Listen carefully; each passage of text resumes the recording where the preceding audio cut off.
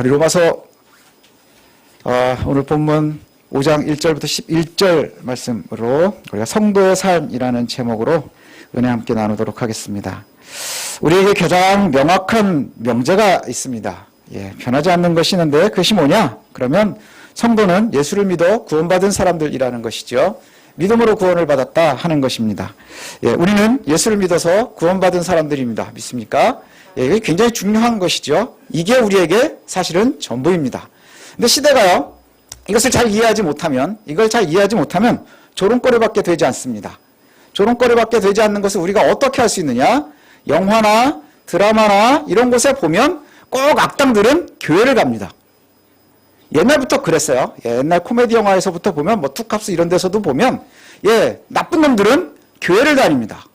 교회 가서 열심히 기도하고요. 대사 중에 그런 게 나와요. 내가 집사야. 내가 장로야. 이런 이야기들이 나옵니다. 요즘에 조금 더 가가지고요. 아주 나쁜 악당들은 피해자한테 아무런 회개도 하지 않고 잘못을 용서 구하지도 않고 내가 하나님한테 구해서 나는 구원받은 사람이야? 이렇게 얘기를 해요. 그래서 조롱거리가 됩니다. 그것을 보면서요. 믿지 않는 사람들은 믿는 사람들을 조롱하고요. 그걸 보면서 믿는 사람들은 아주 불편해합니다.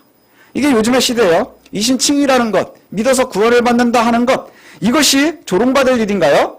그렇지 않거든요. 우리가 알고 있는 것대로 예수 그리스도께서 우리를 사랑하셔서 아무 공로 없이 죽으신 그 대가로 우리가 취한 것이 구원이란 말이죠. 그리고 그것이 우리의 삶의 목표이고요.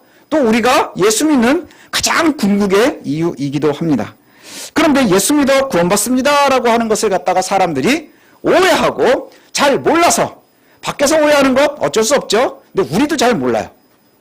예수 믿는 사람들도 잘 모르는 경우들이 많다는 것이죠. 그래서 우리가 이것을 좀 고민해야 되는데 로마서가 여기에 대한 답을 많이 주고 있습니다. 오늘 예수 믿어 구원받았다 하는 상태를 갖다가 5장 1절이 이렇게 표현을 합니다.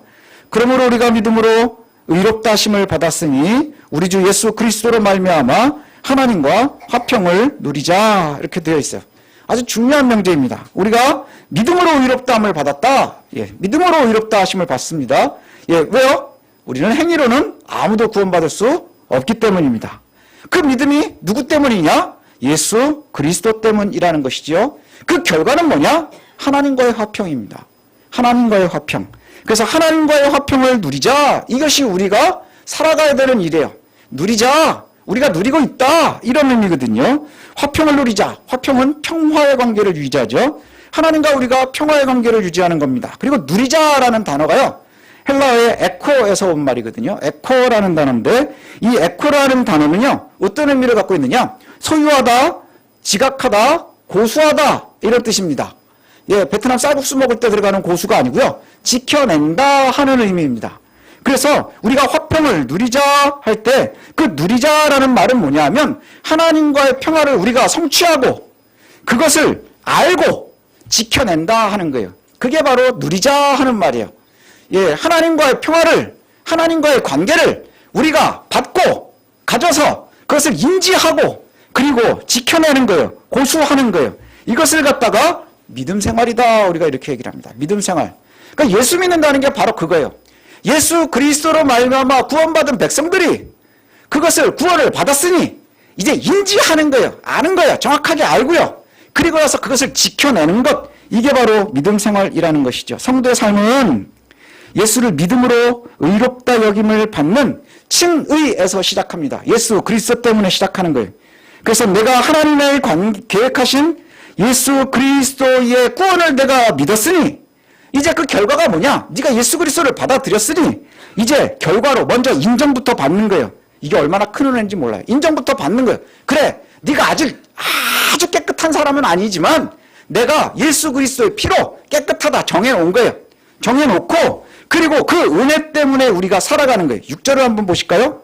6절을 읽으면 우리가 아직 연약할 때의 기약대로 그리스도께서 경건하지 않은 자를 위하여 죽으셨도다. 자, 이 말은 무슨 말인가요?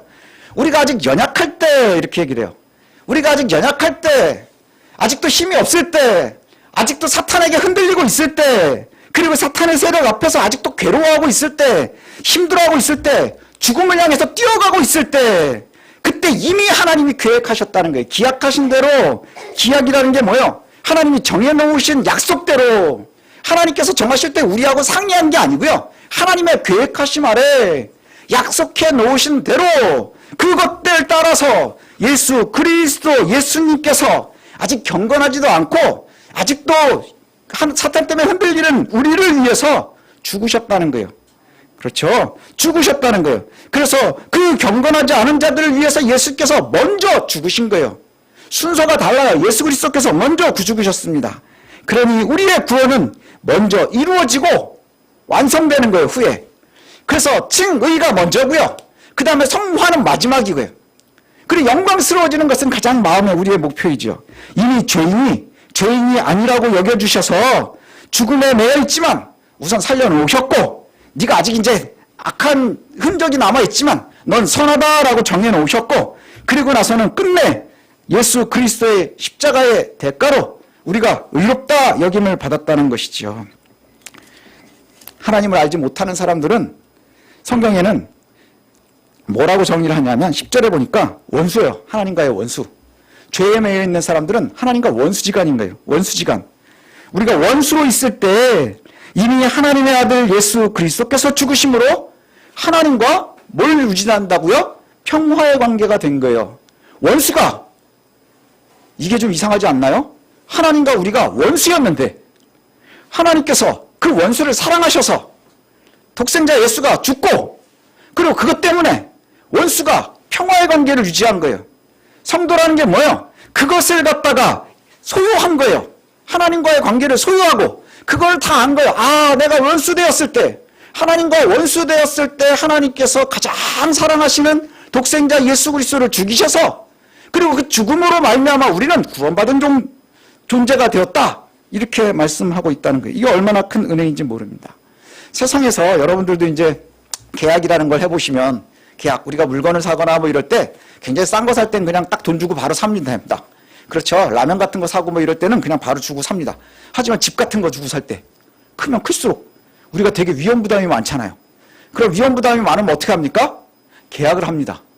계약서를 아주 꼼꼼하게 써요. 예, 꼼꼼하게 씁니다. 그래가지고 서로가 완전히 보고 막 그래가지고 도장도 엄청나게 많이 찍어야 되잖아요.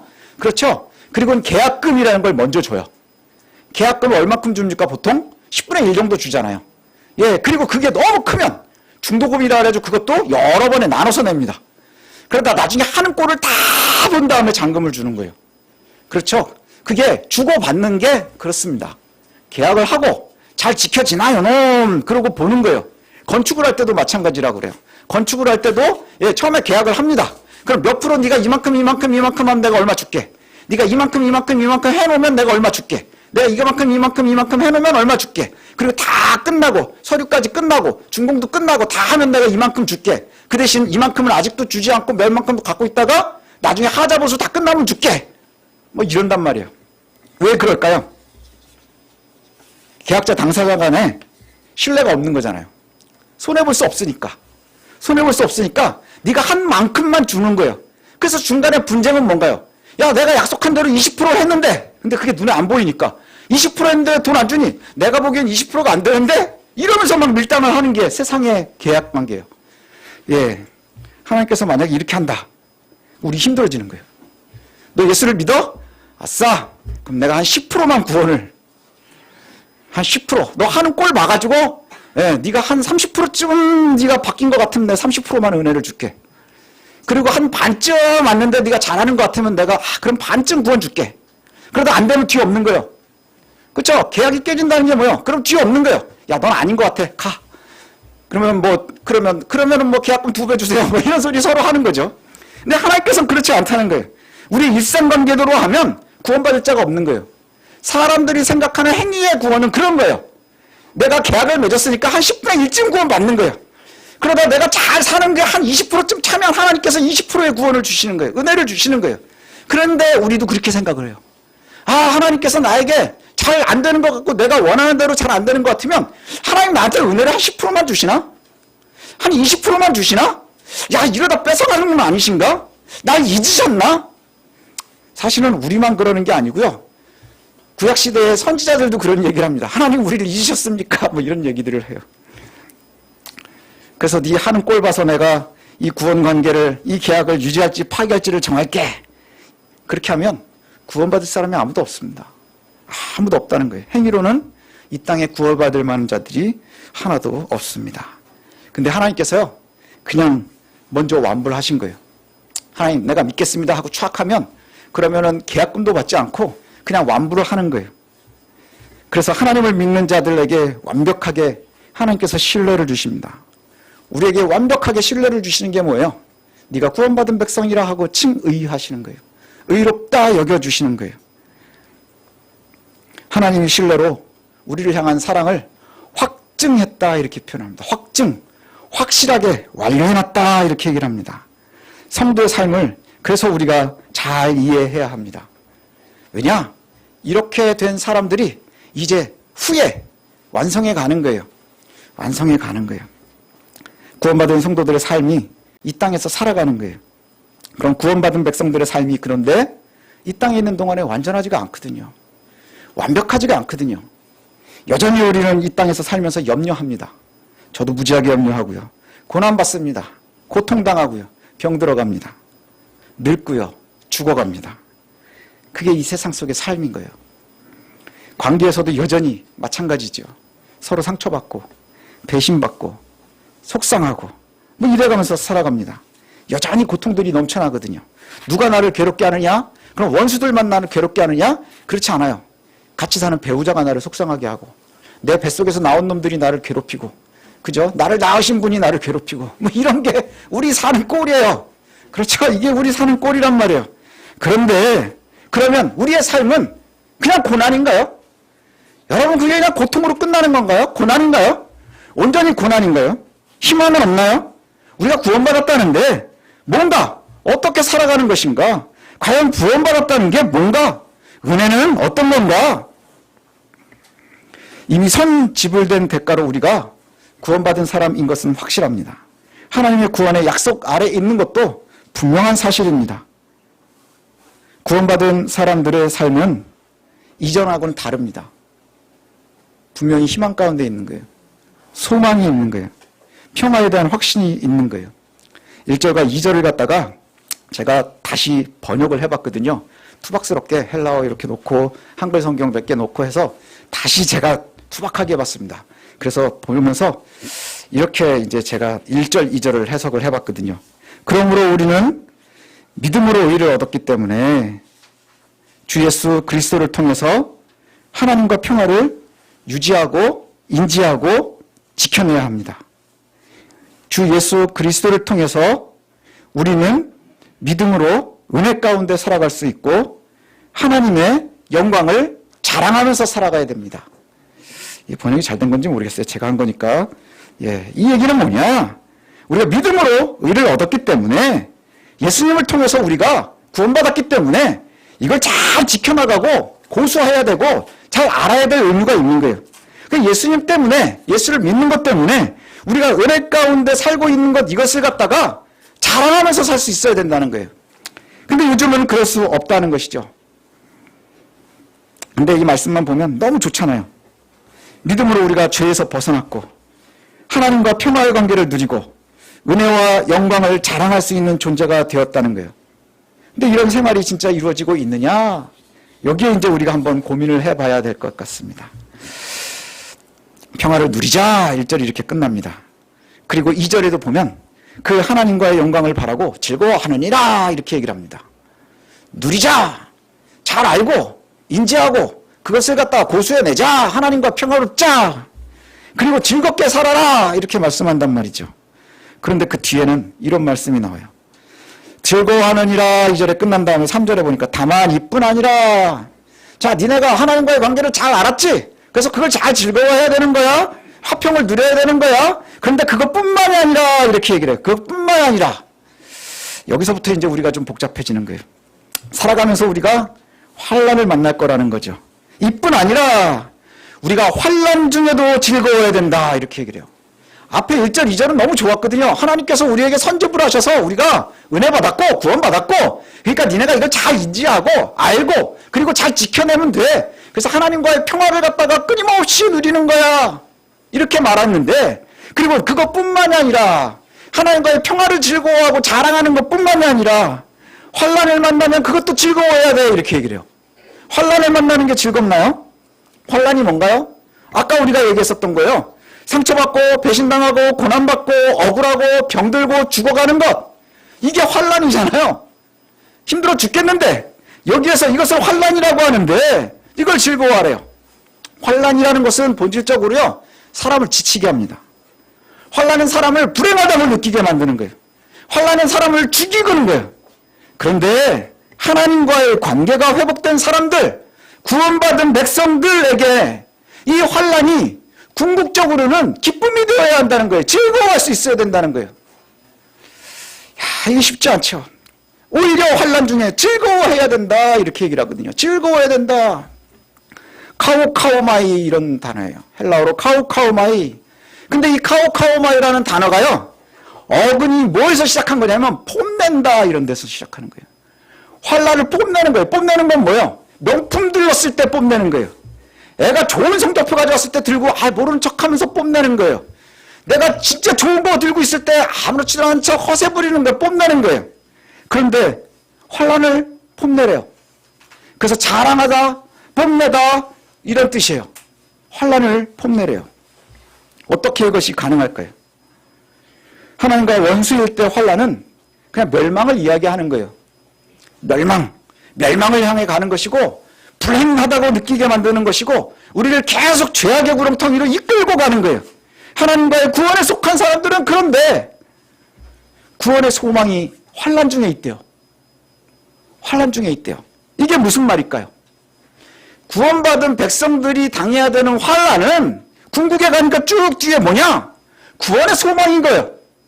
환난이 하나도 없는 게 아니라 그게 구원의 소망이라는 거예요. 성도에게 환난은 인내를 만들어내는 거예요. 인내가 뭔가요? 괴로울 때, 어려울 때 참아내는 능력을 인내라고 해요. 어려울 때, 괴로울 때 참아낼 수 있는 능력이 누구로부터 오는 거예요? 하나님을 믿는 하나님의 백성들은, 구원받은 백성들은 그것이 하나님과의 평화의 관계를 유지하고 있는 사람들에게는 어려움을 만나고 환난을 만났을 때 그것을 이겨내고 지켜내고 견뎌내는 것이 하나님으로부터 오는 거예요. 그래서 환난 중에 내가 버티고 있으면서 잘 버티면서 감사하는 거예요. 그리고 그것을 갖다가 잘 견뎌내고 있으면 인내하고 있는 거예요. 그러다가 인내가 연단을 이룬대요. 연단이 뭡니까? 연단이 쇳덩어리 불에 넣고 두들기는 게 연단이거든요. 쇳덩어리 단단해지라고 불에 놨다가 찬물에 놨다가 겁나게 두들기다가 또 불에 놨다가 찬물에 놨다 불에 놨다 찬물에 놨다, 이걸 갖다가 연단이라고 해요. 그게 강해지는 거예요. 우리는 모르지만 여러분들은요, 사회 속에서 여전히 연단되면서 성장해 왔습니다. 그렇지 않나요? 우리를 야자로 괴롭히던 고3 선생님이 우리를 성장시키는 거 아니에요? 그렇죠. 그래야 대학 가니까. 하지만 막 도망다니던 애들이 그때는 되게 폼나는 것 같지만 결과가 없는 이유는 뭔가요? 우리가 알고 있는 결과를 지금 현재에 포기하는 거와 마찬가지인 거예요. 제가 도망 많이 다녀봐서 알거든요. 인내는 연단을 이룹니다. 그 연단은 성품을 이야기하는 거거든요. 쇠붙이를 불에 달구고 두들겨서 단단하게 만드는 것.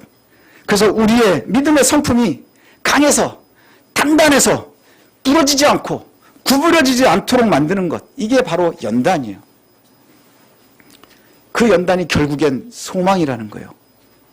소망. 결국은 강하게 단단하게 단련된 성도의 성품이 소망을 이루는데, 소망이라는 단어를 보니까 이 소망이 어떤 뜻을 갖는 거냐? 영원한 구원에 대한 즐거운 확신이래요. 영원한 구원, 뭐예요? 우리가 궁극으로 바라는 하나님과의 관계가 완료되는 그 구원에 대한 즐거운 확신. 즐거운 확신이 어디서부터 시작되는 거예요? 환난을 당할 때.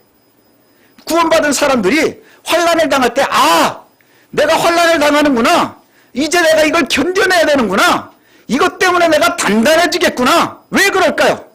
이미 선지불 돼서 우리가 구원받은 사람들이기 때문에 우리가 하나님의 영광 가운데 들어갈 때까지 이 땅에 사는 동안에 끊임없이 만나는 어려움들이 있는 거예요. 고난당하고 아프고 괴롭고 눈물 나고 배신당하고 슬픔 가운데 있을 때마다 그때마다 하나님이 나에게 궁극적으로 가장 좋은 것을 주시는 거야 라고 믿을 때 견딜 수 있는 거예요. 그러니 자랑거리가 되지 않겠습니까? 그래서 내가 점점 연단받는 거예요. 연단의 인내를 갖는 거예요. 그것 때문에 우리가 자랑할 수 있다는 거예요. 그것이 궁극의 소망을 이룬다는 것이죠. 구원의 은혜 아래 머물지 못하는 이들에게 환난은 그냥 죽음으로 향하는 급행열차 같은 거예요. 사람들을 지치게 하고 힘들어지게 하고 넘어지게 하는 것뿐입니다. 그게 목표예요. 환난은 사람들을 넘어지게 하는 거예요. 환난은 사람을 죽이는 거예요. 환난은 사람을 불행하다고 느끼게 하는 거예요. 그런데 믿는 사람들이 환난을 만나면 자랑할 수 있는 게 뭔가요? 내가 믿음을 지키려니 죄악된 세상에서 만나는 어려움들이 있는 거예요. 다른 사람들 다 도망갈 때 혼자 있어야 되는 괴로움, 그 환난이 나에게 인내를 만드는 것이고 그 인내가 나의 연단된 인격을 만들고 궁극의 구원을 즐거워할 수 있게 만든다는 것이죠. 참으로 하나님의 백성된 우리가 하나님의 말씀으로 위로받고 소망을 품고 살고 싶지만 여전히 이 땅에서는 우리가 괴롭고 고달프고 병듭니다. 이게 그저 단순히 죽음으로 향하는 건가요? 우린 결국 죽을 거거든요. 우리는 다 경향성이 있어서 언젠지는 모르지만 우리는 결국 죽음을 향해 나아가는 존재들인 거예요. 태어나는 순간부터 죽을 때까지 가는 거예요. 예, 그래서 뭐 철학자들이 멋있게 얘기하면 삶은 태어나면서부터 죽음 사이에 있는 선택이다 뭐 이런 소리 하지만 그 얘기는 뭐냐? 넌 태어나는 순간 죽음을 향해서 뛰어가는 존재인 거야. 이렇게 얘기를 해요. 던져진 존재야. 날아가는 존재야. 뭐 이러고 뭐 많은 사람들이 얘기하지만 예, 결국은 태어나서 우리는 죽음을 향해 가는 거예요. 그 죽음이라는 게 뭔가요? 환난이에요. 그게 환난인 거예요. 죽음을 향해 가는 동안에 어렵고 힘들고 지치고 괴로운 거예요.